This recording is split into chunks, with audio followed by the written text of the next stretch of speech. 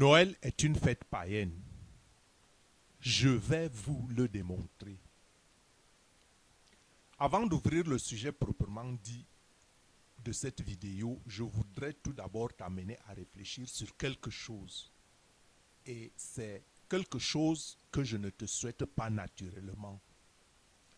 Suppose que tu perds par exemple un membre de ta famille qui t'est cher et à qui tu dois tout. Quand il n'est plus, comment vas-tu réagir? Vas-tu fêter son anniversaire de naissance, ou vas-tu commémorer le jour qu'il t'a quitté et essayer de perpétrer et continuer son œuvre qu'il a laissée en suspens? Représente-toi donc maintenant que ce membre cher est Jésus-Christ, membre de ta famille, cher de ta chair, et venons-en aux festivités de Noël. Nul n'est sans ignorer que la fête de Noël est célébrée le 25 décembre de chaque année, fête qui commence avec le réveillon de Noël le 24 déjà. Quant aux origines de la fête, elles sont romaines, c'est historique. Elles sont romaines, mais placées sous le signe de la commémoration de la naissance de Jésus-Christ de Nazareth. Si dans la Bible, il n'est fait aucune mention du jour exact de la naissance de Jésus, on sait que cela arriva en ces jours-là, qu'un décret fut rendu de la part de César Auguste, portant qu'il fut fait un recensement de tout l'Empire. Ce recensement eut lieu quand Quirinius était gouverneur de Syrie, au temps du roi Hérode.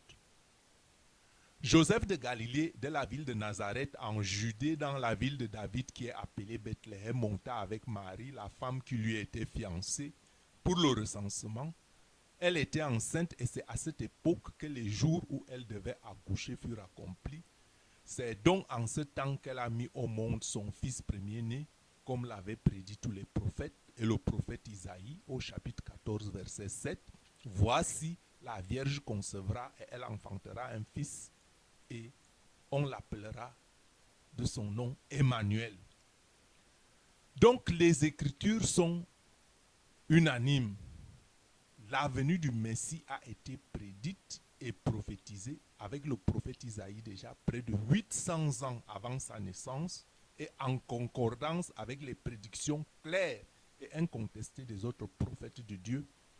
Et même le Coran en parle plus de 25 fois, même si le Coran ne reconnaît Jésus que comme prophète. Quoi de plus normal donc de fêter la naissance de celui qui est appelé Sauveur de l'humanité? Mais pourquoi le 25 décembre? La date du 25 décembre a été minutieusement choisie par l'empereur romain Aurélien, qui a vécu entre l'an 2014 et l'an 2075 de notre ère.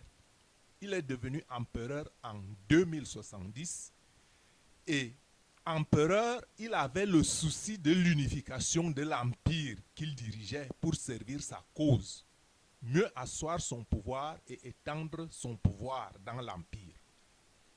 Le règne d'Aurélien s'étend après l'empereur Auguste et avant la chute de l'empire byzantin. À la prise du règne de l'empereur Aurélien, l'empire n'était pas entièrement christianisé. L'empereur Aurélien aurait donc voulu unifier la croyance chrétienne née au Proche-Orient avec les croyances païennes occidentales, en choisissant la date du 25 décembre qui correspondait à la fête du soleil. Le 25 décembre correspondait à la fête du soleil, le solstice d'été où les jours commencent à se rallonger. Donc, ce jour était le jour de naissance de Sol Invictus, divinité romaine dans l'Empire romain au IIIe siècle, que les païens fêtaient comme Dies Natalis Solis Invicti, ou grande fête du soleil invaincu. Et qui était aussi, le 25 était aussi le lendemain de la fin des Saturnales. Les Saturnales correspondant au jour de naissance de la divinité solaire Mitra. Ce sont des fêtes païennes. Donc, le grand souci de l'empereur Aurélien était donc l'unification de l'empire en contentant les adeptes de Sol Invictus et du culte Mithra. Donc, en fait, la fête de Noël du 25 décembre, comme fête chrétienne, n'est que la continuité des fêtes traditionnelles romaines païennes.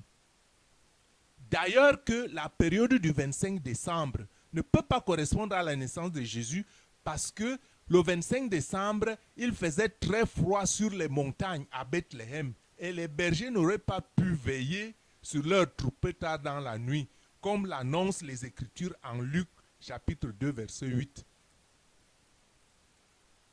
La célébration de Noël en tant que jour de naissance de Jésus de Nazareth a donc conduit à la christianisation progressive et sans heurts de Sol Invictus, c'est-à-dire le Noël païen. L'empereur Aurélien a voulu donc convertir par cela, unifier son peuple, et cela a conduit à la christianisation des peuples païens sans heurts, contentant les uns et les autres. Cela a donc servi sa cause. La première célébration de la sorte donc a eu lieu à Rome le 25 décembre de l'an 336, c'est-à-dire au IVe siècle de notre ère.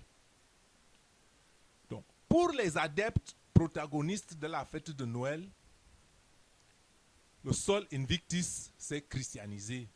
Bon, ils disent que on a profité pour christianiser les peuples qui étaient païens. Mais pour les antagonistes, eux, ils disent que non, c'est le christianisme qui s'est paganisé. Parce que le christianisme a adopté la date des fêtes des peuples païens. Or, les chrétiens radicaux estiment que le christianisme s'est ajouté juste à la liste des croyances fêtant Noël. C'est ce que disent les chrétiens radicaux. Se basant sur les écrits bibliques, ces chrétiens se basent sur les écrits bibliques de 1 Corinthiens, chapitre 11, versets 24 à 25, ou alors les écritures de Luc, qui sont unanimes, verset 19 au verset 20, qui témoignent que de son vivant, les recommandations personnelles de Jésus-Christ sont la commémoration de sa mémoire. Ces versets disent que Jésus, de sa propre bouche, quand il prenait le repas avant sa passion, la soirée qui précédait sa passion au Cénacle avec ses disciples, de sa propre bouche, il a dit, il a rompu le pain et puis l'a donné à ses apôtres en disant « Prenez et mangez-en tous, car ceci est mon corps qui sera livré pour vous. » Et par la même occasion, il a pris une coupe de vin. Après l'avoir béni et rendu grâce au Père, il a dit « Prenez et buvez-en tous, car ceci est mon sang, le sang de l'alliance nouvelle et éternelle. Il sera versé pour vous et pour tous, pour le pardon des péchés. Faites ceci en mémoire de moi. »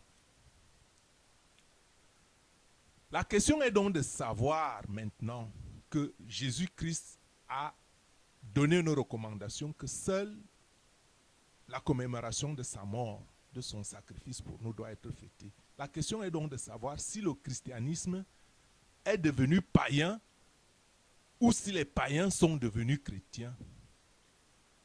Ça, c'est la grande question. Et ça, je ne peux pas répondre à cette question. C'est à chacun de répondre en fonction de sa foi et en fonction de sa position. Comment est fête Noël? Pourquoi est fête Noël?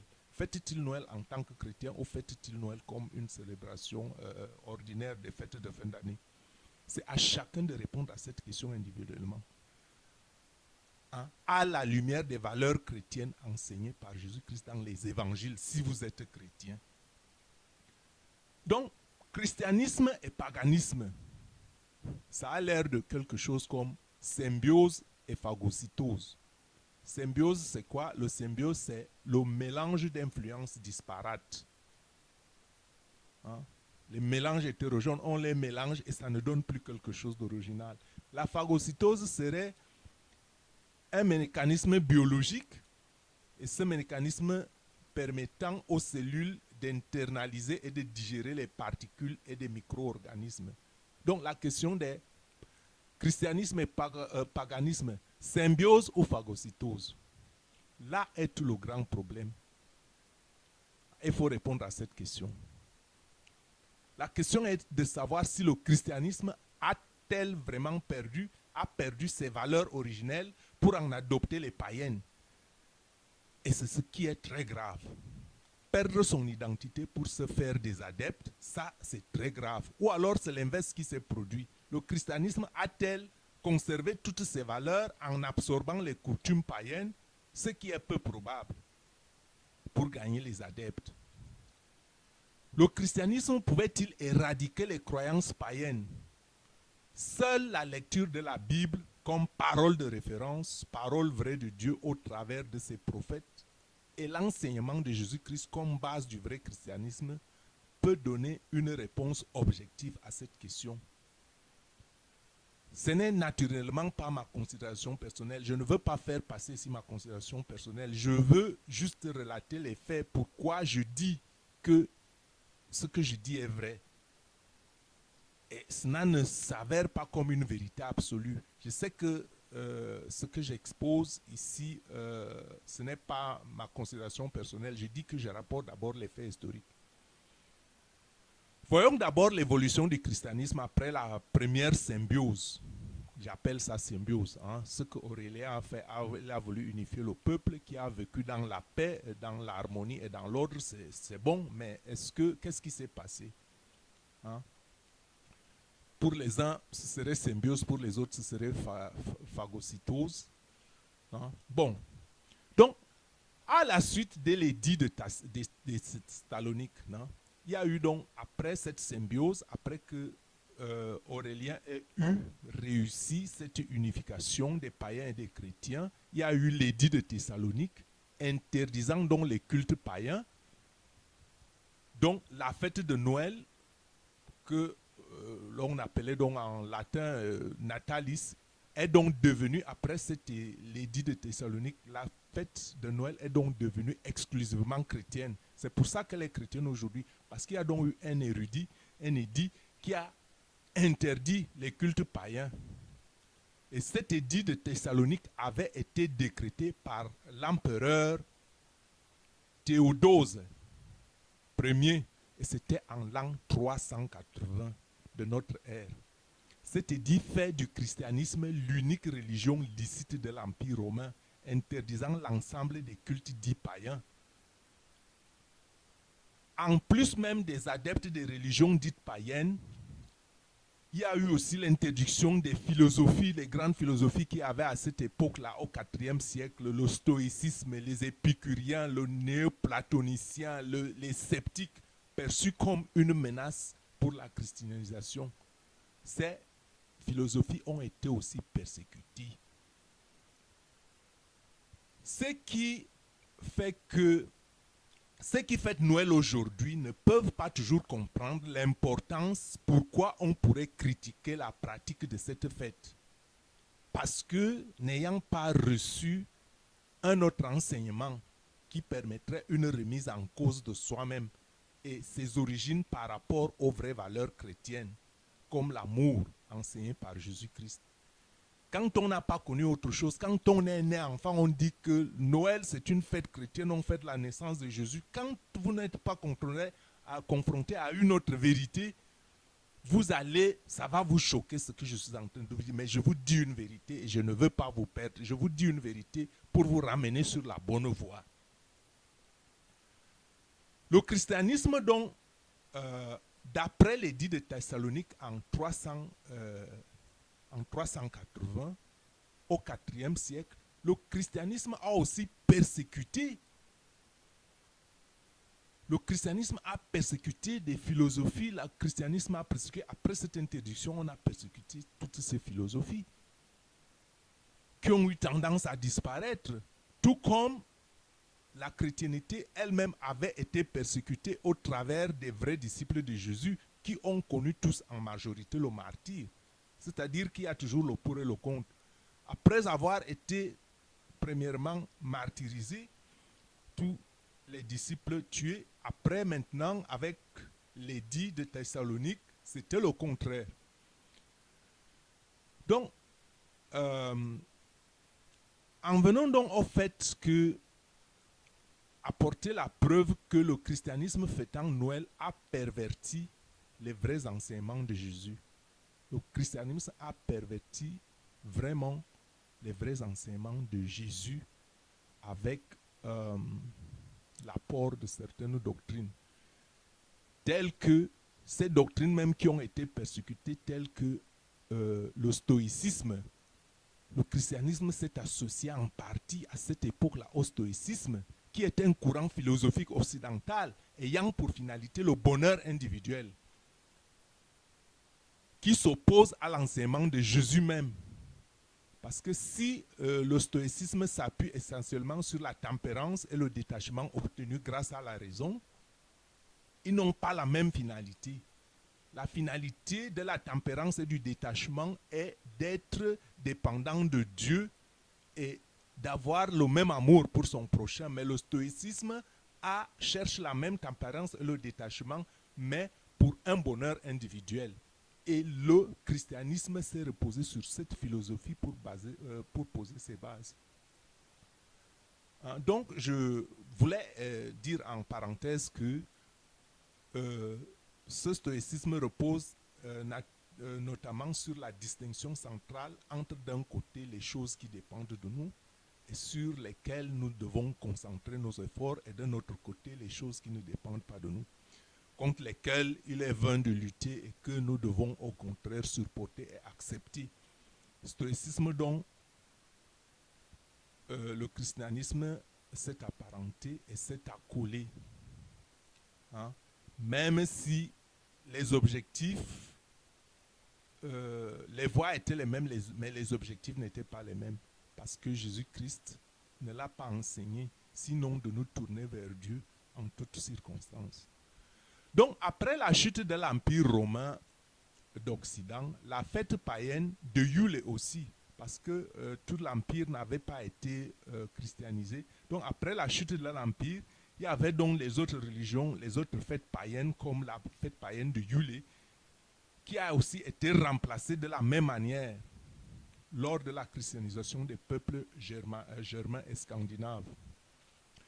Et c'est à ce moment donc que Noël devient une des fêtes chrétiennes les plus importantes durant la période médiévale. Et ce que nous connaissons aujourd'hui, parce que ces guerres qui ont été à l'avant, nous ne les connaissons pas. La fête chrétienne, les célébrations de cette fête sont donc devenues plus importantes sur toute et se sont donc diffusées dans le monde entier lors de la colonisation et de l'occidentalisation contemporaine. La célébration de Noël n'est donc pas une exigence biblique. Elle conserve ses nombreux éléments païens tels que nous les connaissons aujourd'hui. Aujourd'hui, la fête de Noël s'est fortement sécularisée et n'est plus nécessairement célébrée comme une fête religieuse. Le jour de Noël est férié dans de nombreux pays, ce qui permet le regroupement familial autour d'un repas festif et l'échange des cadeaux, même pour des gens qui ne sont pas chrétiens. Le second jour de Noël, le 26 décembre, est également un jour férié dans plusieurs pays du nord, de l'Europe et en Amérique et en Afrique, les pays qui sont fortement christianisés. Cela permet également la participation aux messes de Noël pour ceux qui célèbrent la fête sous la forme religieuse. Donc il y a les gens qui fêtent Noël sous la forme religieuse et il y a les gens qui fêtent Noël parce que c'est les fêtes de fin d'année, même s'ils ne sont pas chrétiens. Ce qui fait qu'après Pâques, Noël est en effet la deuxième fête la plus importante du calendrier liturgique chrétien. Noël est une des 3 nativités célébrées par l'Église catholique. Les 3 nativités, les 2 autres étant la nativité de Jean-Baptiste, que tout le monde connaît, le 24 juin, et celle de Marie, la mère de notre Seigneur, le 8 septembre. Il est bon de savoir, et même si cela vous fera mal, il est bon de savoir que moi aussi j'aime Marie, notre maman, la mère de notre Sauveur. Il est bon de savoir que le culte de Marie n'avait aucune place dans l'église chrétienne primitive. Même l'encyclopédie catholique, dans ses pages 459 et 460, admet que dans les premiers siècles après Jésus-Christ, il n'y avait aucune trace d'un culte à Marie. Au IVe siècle, à l'époque de l'empereur Constantin, adorer Marie comme une déesse et offrir des gâteaux à son sanctuaire a commencé à entrer dans les doctrines de l'Église. Je dis bien que c'est à l'époque de l'empereur Constantin que cela a eu lieu. Donc en 431, après Jésus-Christ, le concile d'Éphèse rend donc officiel le culte à Marie. Ça veut dire que des siècles après la mort de Jésus, il n'y avait pas de culte pour Marie. Il n'y avait pas de fête de Noël. Bon. Ce qui fait donc que ce concile a donc essayé de mélanger les croyances déjà pratiquées. Par exemple, comme on voulait donc christianiser les peuples païens qui fêtaient donc Diane d'Éphèse, adorée comme une déesse, avec le christianisme nominal, les supposés pères de l'Église ont donc raisonné qu'ils pourraient gagner plus de convertis et plus d'adeptes, plus de païens. C'est pourquoi c'est toujours la même histoire. C'est-à-dire que les apostats pensent que l'abaissement des normes de Dieu se traduit par une meilleure forme de religion, plus acceptable et populaire pour tous. Pour gagner les impies, pour gagner les païens, pour gagner les gens qui ne croient pas en Dieu, il faut introduire les choses qui leur plaisent. C'est ce qui a fait donc que le culte de Marie naisse, parce que les Éphésiens adoraient Diane comme la déesse du ciel et de la terre. On a donc pris Marie, on a dit, bon, ok, on remplace Diane avec Marie comme reine du ciel et de la terre. Ça, c'est une réalité. Et c'est comme ça que le culte de Marie s'est répandu après plus de 3 siècles après la mort de Jésus. C'est une erreur. Je le dis à haute voix. N'en déplaise, c'est une erreur. Il faut plutôt essayer de respecter les commandements et les fêtes de Dieu tels que Dieu les a prescrits. Il ne faut pas essayer de faire contenter les gens et déborder. Aller hors de la norme des choses que Dieu a établies. C'est indéniable que c'est difficile. Ce n'est pas moi qui vais le changer. Mais pensez qu'à l'époque de Noé, la terre entière était aussi remplie de tant d'hommes que de femmes. Peut-être autant qu'aujourd'hui. Mais qu'à cette époque-là, que 8 personnes seulement ont été sauvées. Pensez qu'à l'époque d'Abraham, la terre était remplie d'hommes et de femmes. Et qu'à Sodome et Gomorrhe, c'était des villes trop peuplées. Et que quand Dieu a décidé de punir Sodome et Gomorrhe, que 3 personnes seulement ont été sauvées. Donc, toute l'humanité peut fêter la Noël aujourd'hui avec des milliards de personnes. Ce n'est pas ça qui fait la norme. La norme est le commandement et la fête instituée par Dieu. Et pourquoi l'Église abandonne-t-elle les fêtes de Dieu telles que données à Moïse pour aborder des fêtes païennes? Ça, c'est humain. Dieu a donné des fêtes avec des significations précises. Et ces fêtes-là sont au nombre de 7, auquel nombre on ne compte pas Noël. Les 7 fêtes sont, les 3 premières fêtes sont la Pâque, la fête des pains sans levain et la fête de la Pentecôte, qui reconstituent les éléments qui ont déjà eu lieu et qui ont lieu dans la vie des chrétiens. Tous ces événements, la Pâque commémore que l'humanité a été sauvée par le Christ. Donc c'est une fête importante.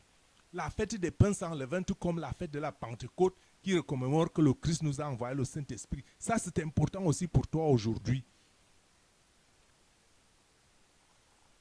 Les 4 dernières fêtes décrites dans Lévitique au chapitre 23, à savoir la gerbe des prémices ou fête des prémices, la fête des trompettes, le jour des propriations ou le jour des grands pardons, c'est encore, on appelle aussi ça la fête des expiations, et la fête des tabernacles qui préfigure les événements futurs dramatiques dans le plan de salut de Dieu. Ça veut dire que chaque fête que Dieu a instituée a une signification pas seulement dans l'Ancien Testament, ces fêtes se traduisent par une signification profonde de notre vie aujourd'hui.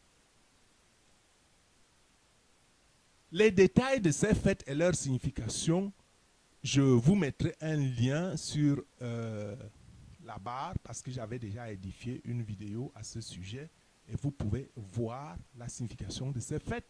Par exemple, que les fêtes des tabernacles, c'est la fête des huttes, que les Israéliens se déplaçaient dans des huttes, qu'ils n'avaient pas d'habitation, ils avaient des habitations provisoires.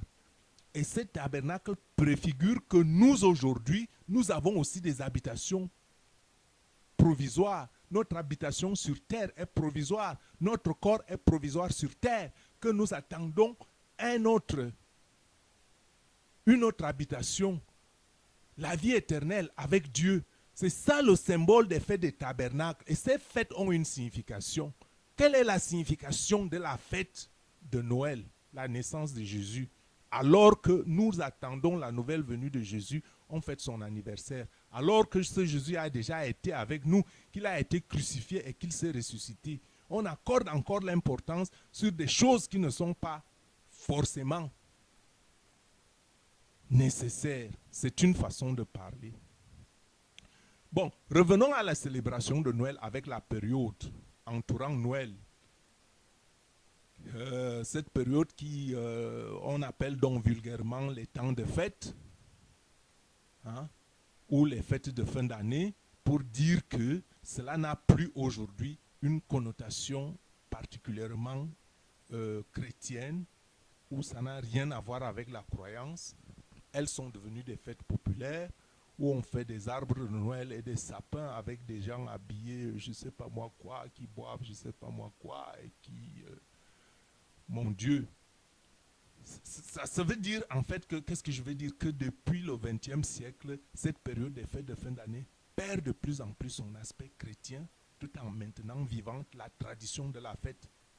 Dans cet esprit, Noël prend une connotation folklorique, conservant le regroupement des cellules familiales autour d'un repas et l'échange de cadeaux autour de sapins traditionnels. Bon, pourquoi le sapin? Et ça aussi, je vais vous l'expliquer. Il y a 3 grandes lignes. Pourquoi est-ce que le sapin, ou bien 3 grandes explications. La première interprétation vous dira que le sapin reste vert pendant l'hiver. C'est le symbole de la vie dans les conditions extrêmes. C'est le symbole de la vie qui fait office de l'arbre de l'espérance, de l'immortalité et de la renaissance. Ça, c'est la première chose. Bon, on peut encore dire oui, si c'est ça le symbole, c'est bon. Si bien même que si ceux qui fêtent avec le sapin pensent à cela, que c'est très bon. La deuxième interprétation vous dira que jusqu'au VIe siècle, l'Occident n'était pas encore entièrement christianisé, que nous l'avons déjà dit. Et la jeune chrétienté donc en Occident était toujours menacée de disparaître face au nouveau maître. Parce que l'Empire romain a été envahi. Et l'arianisme, qui était une espèce de croyance, une philosophie païenne aussi, menaçait. Et les royautés barbares qui avaient conquis, donc qui avaient hérité du pouvoir impérial romain, le pouvoir romain qui était donc délabré, hein, était donc une menace pour que la chrétienté ne continue plus à vivre. Et donc, en 590 de notre ère, Saint Colomban, qui était moine irlandais, fonde un monastère à Luxeuil, au pied des Vosges. La montagne abrite un sapin qui fait l'objet d'un culte. Les moines le découvrent donc et fixent des lanternes à ses branches pour former une croix de lumière. Intrigués, les paysans qui étaient des païens et qui ne voulaient pas écouter la parole de Dieu, donc ces lanternes ont attiré les paysans et ils sont venus. Et quand ils sont venus, Colomban a donc profité pour prêcher la parole et beaucoup de gens se sont convertis. Donc vous voyez, c'est un hasard que Colomban, prêchant des peuples païens qui ne voulaient pas l'écouter, il trouve donc une occasion sur un sapin de faire une lumière de croix. La lumière de croix attire les paysans et ils profitent de les prêcher et ils se convertissent. Donc ce symbole est resté et il a continué à faire comme ça jusqu'à ce que Colomban fut détraqué de sortir des Vosges. Une autre version vous dira qu'au 8e siècle, Boniface de Mayence tente de convertir les Germains. Il abat une immense chaîne sacrée. En tombant, il écrase tous les arbres alentour. Seul un jeune sapin lui résiste. Le prédicateur annonce alors que l'arbre est dédié au Christ. Voilà un peu les trois versions qui expliquent qu'aujourd'hui tout le monde a un sapin, que les gens ne savent même pas quelle est l'origine de ce sapin qu'ils utilisent. Ils disent seulement Noël le sapin, Noël le sapin, Noël le sapin. Mais les antagonistes de Noël préfèrent une autre version. Il y a une autre version qui vient. Et les antagonistes de Noël préfèrent cette version-là. Cette version est la version selon laquelle c'est Miramis et ses disciples. C'est Miramis et ses disciples ont soi-disant affirmé que le 25 décembre, un conifère a poussé durant la nuit d'une souche morte à Babylone et que Nimrod retournerait secrètement à la même époque, à chaque année, pour laisser les cadeaux sur l'arbre. Ça a été le commencement réel de ce qui est maintenant célébré comme Noël. Or, vous savez que Séramis, c'était la femme de Nimrod. Pour ce qui est la petite histoire, on le verra peut-être plus tard. Et Séramis était la femme de Nemrod, et Nemrod était le fils de Séramis. Ça veut dire que Nemrod a épousé sa propre mère. Quel satanisme! Et c'est cette tradition que les gens suivent qui est à l'origine du sapin. Bon, et c'est ça pour le sapin. Pour le Père Noël est donc venu beaucoup plus tard, selon une autre source qui affirme que l'invention du Père Noël est inspirée de Saint Nicolas. Saint Nicolas qui tient son nom d'un évêque catholique qui a vécu au 5e siècle. Il était évêque de Myre. Et c'est même un saint honoré par les Grecs et les Latins à la date du 6 décembre, ce que les gens appellent généralement la Saint-Nicolas. Et on prétend qu'une légende selon laquelle il accorda secrètement des dots aux 3 filles d'un citoyen devenu pauvre, qui est à l'origine de cette coutume, qui consiste à offrir des cadeaux en secret le soir de la Saint-Nicolas, d'où est donc inspiré le Père Noël. Alors le Père Noël, c'est un mensonge. Et vous-même, vous qui fêtez Père Noël, vous savez que c'est un mensonge. Il faut que nous arrêtons d'enseigner le mensonge à nos enfants. Dieu n'est pas un mensonge, Dieu est la réalité. Adorons Dieu en esprit et en vérité. Il faut arrêter de dire des mensonges. Nous sommes assez mûrs déjà spirituellement. Quand on veut acheter des cadeaux aux enfants, on peut le faire et lui dire que je t'ai acheté un cadeau pour telle ou telle raison. Donc, hors des foyers, Noël donne lieu à l'illumination des rues, des magasins, des maisons et à l'organisation des marchés de Noël. C'est également une période importante sur le plan commercial.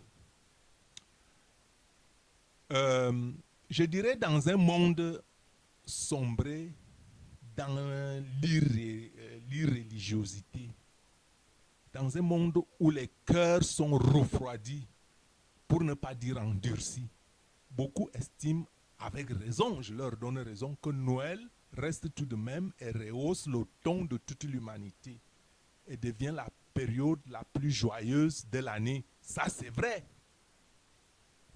Mais période plus joyeuse de l'année, qu'est-ce qu'elle nous apporte? Elle nous apporte la joie à nous les humains. Mais nous devons savoir une chose. Il y a ce qui réjouit le cœur de l'homme, d'une part, et ce qui réjouit le cœur de Dieu, d'autre part. Pensez-y sérieusement. Je ne fais pas de critique. Bon, revenons à l'aspect purement religieux de la fête de Noël. est que tout ce qui est vrai, tout ce qui est honorable, tout ce qui est juste, tout ce qui est pur, tout ce qui est aimable, tout ce qui mérite l'approbation, ce qui est vertueux et digne de louange, soit l'objet de vos pensées. Je reprends.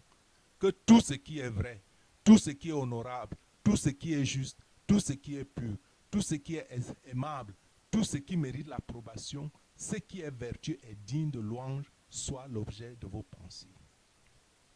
Et c'est avec cet esprit que nous allons voir ce qui pèse pour ou contre la célébration de Noël. Parce que ce que j'ai relaté tout à l'heure, là, ce n'est pas de moi, c'est juste la pure histoire, la réalité des faits historiques.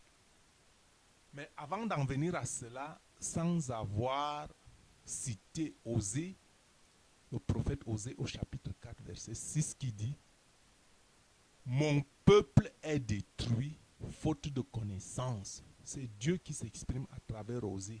Et Dieu dit « Mon peuple, son peuple, est détruit faute de connaissance. » C'est l'ignorance qui fait que les gens embrassent des choses. Et quand on leur apporte de la lumière, qu'ils rejettent plutôt la lumière. Que les gens se mettent à dire aujourd'hui que ceux qui n'acceptent pas la fête de Noël, ce sont ceux-là qui sont païens. C'est la pure ignorance, je vous le dis. Il faut dire la vérité sans léser qui que ce soit. Noël n'est pas du tout l'anniversaire de Jésus-Christ. Nous avons démontré plus haut que cette fête n'est d'origine chrétienne. N'est pas d'origine chrétienne, mais d'origine païenne. Car elle vient de Babylone. Certains, et même la majorité des croyants diraient, et alors, c'est bien si cela a servi de convertir les païens et diriger les cœurs vers Jésus.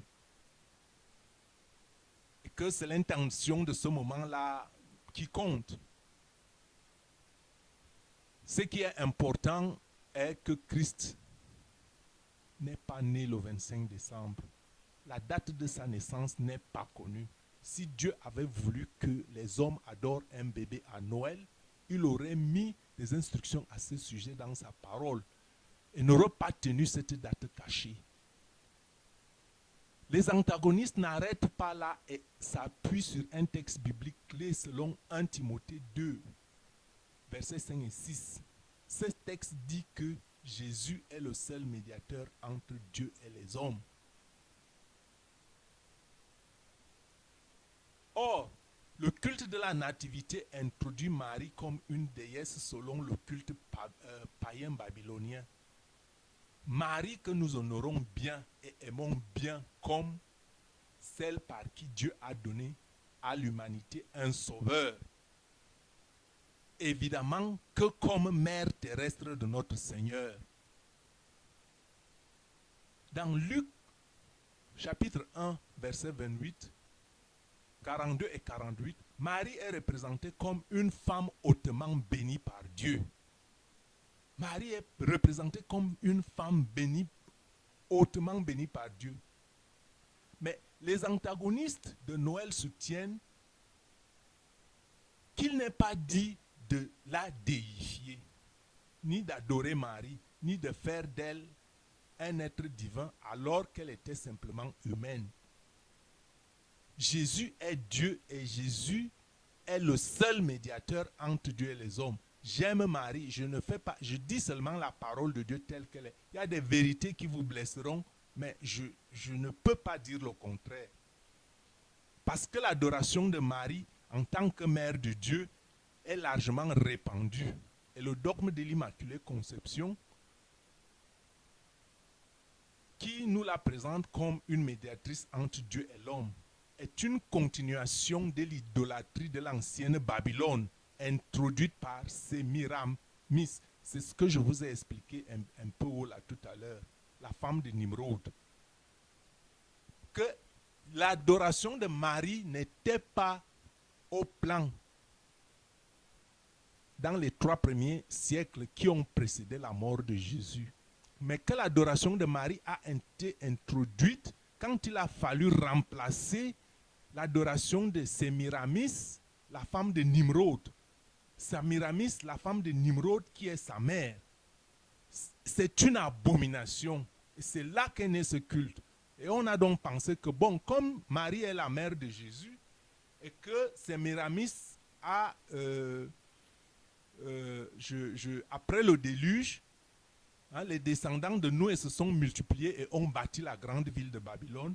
Il y a donc eu un homme fort puissant, chasseur devant l'Éternel, et fondateur de Babylone et de Ninive.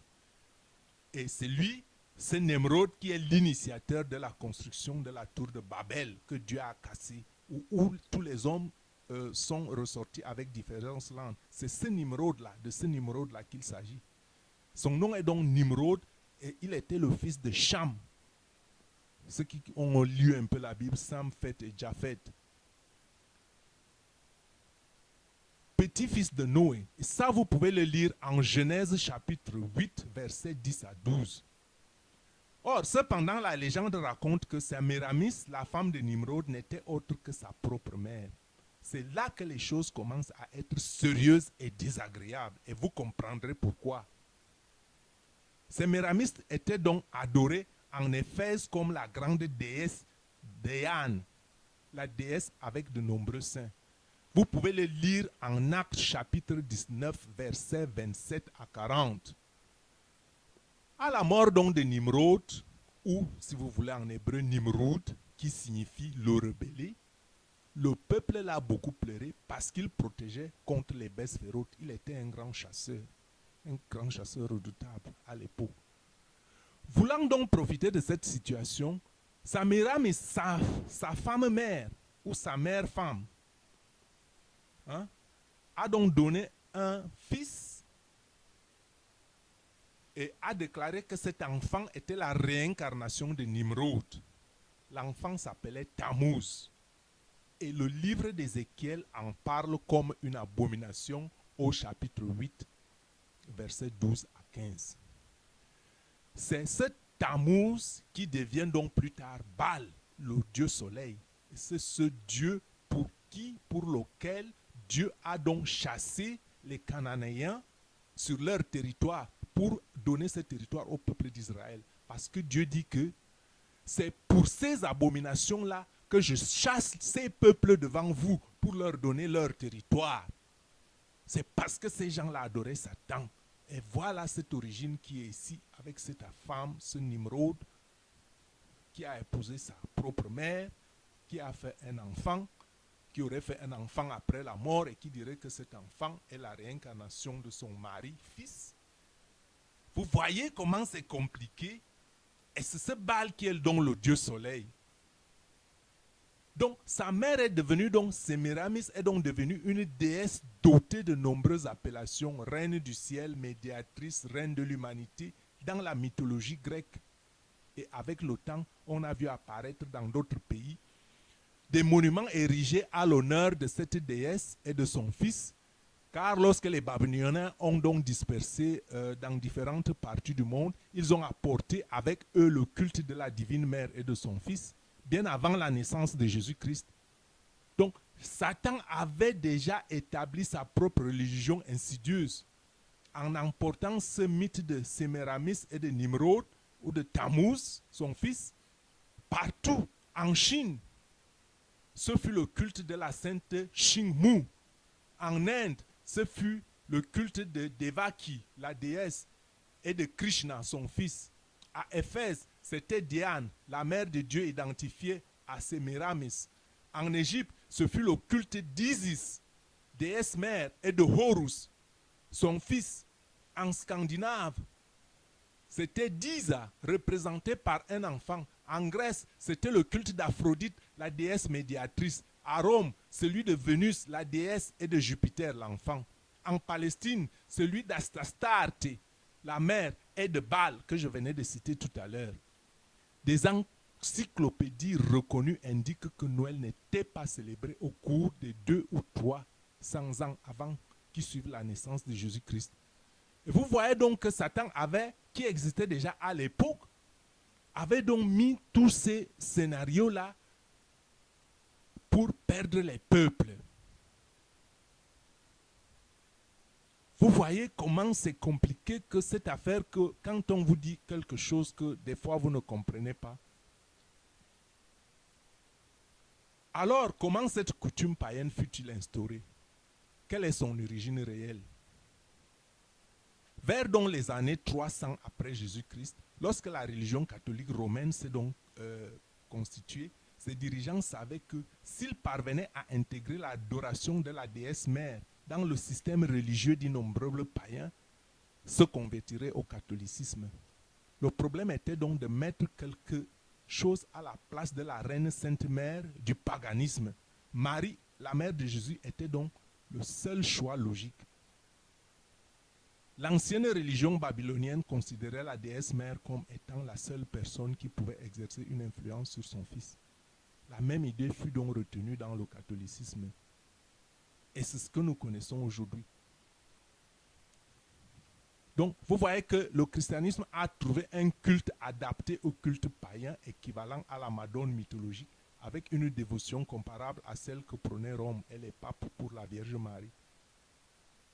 Bon, pourquoi je fais une telle vidéo et pourquoi je dis de telles choses à haute voix? Surtout pas pour condamner qui que ce soit, encore moins pour le besoin de juger qui que ce soit. Qui suis-je pour juger les hommes avec leur religion et leurs croyances? Il y a un seul juge, Jésus-Christ, sur qui l'on doit s'accrocher. Je ne dis pas n'adorez plus Dieu, je ne dis pas ne faites pas ceci, je ne dis pas ne faites plus. Je dis tout simplement ignorez les philosophies et les dogmes des hommes. Accrochez-vous sur Jésus-Christ, c'est le seul sauveur. Par la connaissance de son évangile tel que prêché dans la Bible et dénué des doctrines des hommes, pour en faire une application dans votre propre vie. Faites de votre vie un terrain d'exercice de la parole de Dieu. C'est ça le vrai chemin. Ce n'est pas le fait d'aller réciter les prières. Purifiez votre cœur, purifiez votre temple. C'est ça le chemin. C'est la parole de Dieu qui vous éclaire sur ce chemin. Parce que personne ne verra Dieu sans la sainteté. Ça, c'est une réalité. Vous pouvez me dire maintenant, mais il y a des millions de personnes. Ce n'est pas le nombre de personnes. Pensez qu'à l'époque de Noé, 8 personnes seulement ont été sauvées.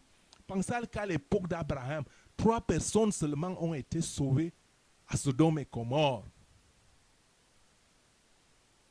Jésus nous appelle à un principe simple, purifier notre être, purifier notre corps et en faire le réceptacle de son Esprit Saint. J'invite ceux qui fêtent Noël avec une connotation religieuse de creuser un peu plus en profondeur. Là où se trouve l'étincelle du Dieu vivant en eux, dénué de dogmes humains, parce que Dieu a écrit sa loi dans tout cœur. Que cette loi soit la seule qui régisse votre existence sur terre, afin que la lumière du Saint-Esprit de Dieu vous conduise dans la vérité de son amour. L'amour de Dieu à travers son prochain, l'amour du prochain par amour pour Dieu. Ainsi soit-il.